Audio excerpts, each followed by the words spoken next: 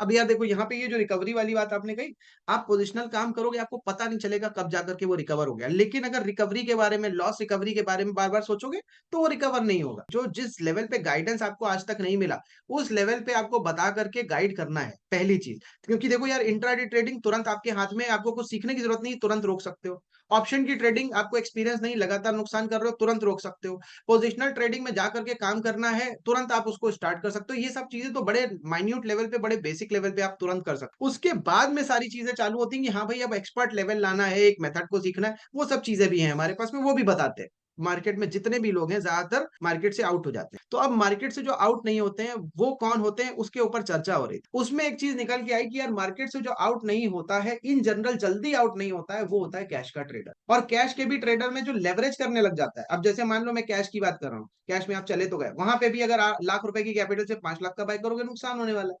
तो वो नहीं करना है। इंट्राडे आपको नहीं करना। देखो इंट्राडे मैंने मोटा-मोटा बताया लेकिन साथ में आपको बता दे रहा हूँ नुकसान कितना है। एक पोजिशनल ट्रेडर 1 महीने में 1 ट्रेड ले रहा है। आप हर दिन अगर 4 ट्रेड ले रहे हो इंट्राडे ट्रेडिंग में, पहली तो ओवर ट्रेडिंग कर रहे हो। इंट्राडे ट्रेड में आप जो एक से बाद में दूसरा ट्रेड भी ले रहे हो ना वो ओवर ट्रेड ही है। तो आपने अगर इंट्राडे ट्रेड किया और मैं मान रहा हूँ कि आप 1 ट्रेड हर दिन कर रहे हो, तो भी 20 ट्रेड आपने किए, आप 20 टाइम्स ज्यादा ब्रोकरेज दे रहे हो पोजिशनल वाले पर्सन से। तो आपको इंट्राडे ट्रेडिंग नहीं करनी। तो ब्रोकरेज के साथ में बहुत सारे चार्जेस लगते हैं, वो चार्जेस आपको पता ही नहीं होते और आप क्या करते हो, आप नुकसान पे चलते चले जाते हो और इस तरीके से क्या होता है आपकी कैपिटल भी पूरी बर्बाद होती चली जाती है। अच्छा, कई सारे लोग आप में से ऐसे होंगे इंट्राडे ट्रेडिंग करने वाले कि यार आज नुकसान हो रहा है तो होल्ड कर लेते। जब आप होल्ड करते हो तो यार वो होल्ड करना आपके लिए बीटीएसटी आप सोचते हो करेंगे। आप बीटीएसटी आप लेवरेज में भी होते हो। बीटीएसटी सोचते हो वो स्टॉक अगले दिन और गिर जाता है। फिर आप होल्ड कर लेते हो। यार एक चीज़ आपको बताता हूँ, अगर सही में इंट्राडे कर रहे हो तो बड़ी सिंपल सी चीज़ बता रहा हूँ यार, कुछ ऐसे स्टॉकों में कर लो जो फंडामेंटली साउंड है। ताकि अगर वो गिरे और बीटीएसटी ही करना है तो कम से कम वो फंडामेंटली साउंड होगा। आप महीनों तक या सालों तक होल्ड कर पाओगे, बाद में रिटर्न आ जाएगा। मगर आप करते भी इंट्राडे हो ऐसे कूड़ा स्टॉक में जिसमें कुछ रिटर्न-विटर्न मिलता नहीं है। वो ये बहुत सारे आप में से ऐसे लोग हैं जिनकी कैपिटल बहुत छोटी है।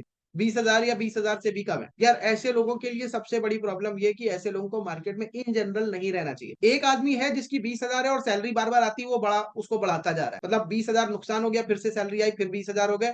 कई सारे ऐसे लोग हैं, उनकी बात नहीं कर रहा। मैं उनकी बात कर रहा हूँ जिनकी ज़िंदगी में ही केवल 20,000 रुपए है या उससे कम है। ऐसे लोगों को मार्केट में ट्रेड नहीं करना चाहिए, उसका रीज़न बता रहा हूँ। 20,000 से आपको पता है आप कैश में बहुत ज़्यादा रिटर्न नहीं कमा पाओगे। आप दिख रहा है क्योंकि अगर 10% भी कमाओगे, मान लो 20% भी अगर निकाल लिया तो 20,000 से क्या बना? 4,000 रुपए बना। अब आपका घर तो चलने वाला नहीं है उस 4,000 से, लेकिन वो 20,000 अगर बर्बाद हो गया तो वो 20,000 भी जाने ही वाला है। ठीक है? अब वहाँ पे आप शायद सैटिस्फाइड हो जाते हो कि 20,000 चला गया। लेकिन उस 20,000 को कैश में जाकर के लगाना और उससे कंसिस्टेंटली 5-10% पाना, वो आपको मंज़ूर नहीं है।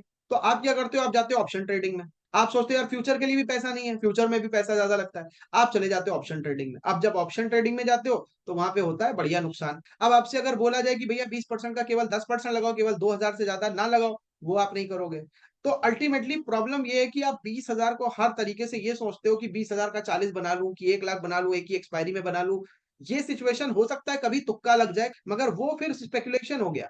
उससे आप कंसिस्टेंट बेसिस पे आगे नहीं बढ़ने वाले। तो उस सिचुएशन को ना लाते हुए अगर 20,000 है वाक़ई में, तो आप जाओ कैश में काम कर लो ना। हो सकता है कभी आपके पास में बड़ा फंड आए, लेकिन तब तक आप प्रिपेयर हो चुके हो उस बड़े फंड को सँभालने के लिए। अभी हो सकता है आपके पास नहीं है। भी उस 20,000 से अब मैं कह रहा हूँ आप 20,000 भी मत ले जाओ, 2,000 मार्केट में ले जाओ, 1,000 ले जाओ। उस 1,000 से जो 2,000 है, 1-2,000 से जाकर के मार्केट में टेस्ट करो। उस पैसे को खर्च करो, जाकर के मार्केट में लगाओ, स्टॉकों में देखो आप रिटर्न कमा पा रहे हो कि नहीं कमा रहे हो। 3-4 महीने लगातार करो, जाकर के देखो कि रिटर्न आपका बढ़ा कि नहीं, वो 1,000 का 2,000 हुआ कि नहीं, 1,500 हुआ कि नहीं।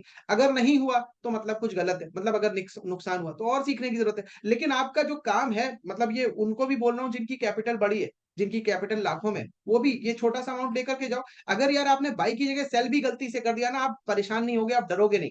आप जो डीमैट का वो इंटरफेस होता है, जो ऐप होता है, उसमें कोई भी बटन बिना डर के दबा पाओगे। अभी आप नहीं दबा पाओगे। क्यों नहीं दबा पाओगे? अभी आपके अंदर डर है यार कि यार पता चला कोई और बटन दब गया, कुछ और गड़बड़ हो गई, कहीं ये पैसे कट गए, ये सब वो सब नहीं रह जाएगा। जब ₹1000 अकाउंट में होंगे ना, ये सब डर खत्म हो जाएँगे। तो बहुत बढ़िया प्रैक्टिस आपकी होने वाली है अगर आप पैसे कम रखते हो। अब ये जब आपने कम पैसे रखे और उससे आपने अपने को प्रूव कर लिया, तो यार रास्ता आसान हो जाएगा। आपको दिख जाएगा यार मैं ₹1000 से अगर 1200 बना सकता हूँ 3 महीने में, तो आप और भी शायद बना सकते हो। फिर आप उसी ₹1000 से ही कंटिन्यू करो और देखो कितना बढ़िया कर सकते हो। यार वो जो पैसा आप बर्बाद कर रहे हैं, जितने लोग भी हैं लाखों में, कहीं कार बेची, कहीं किसी ने अपना अपार्टमेंट बेचा, घर बेचा और जाकर के मार्केट में लगा दिया। वो सोच रहा है कि 4 महीने बाद अभी खरीदना, 4 महीने तक मैं क्या करूँ पैसे का? जाकर के पैसा लगा दिया। कई सारे लोगों के साथ में ये चीज़ हुई है। आप ही लोग हैंड रेज़ कर दो अगर आपके साथ हुई है। पैसा किसी चीज़ को बेच कर के लाए थे, सोचा था अभी 4 महीने बाद खरीदना है, अभी वो बिक नहीं रहा है या कुछ ट्रांज़ैक्शन होने में टाइम है, तो वो 4 महीना मार्केट में लगा देता हूँ, रिटर्न मिल जाएगा। नहीं लगाना है यार ऐसे। अभी तो आपको नॉलेज ही नहीं है। अब जब नॉलेज नहीं है तो वहाँ पे नुकसान होना ही होना है।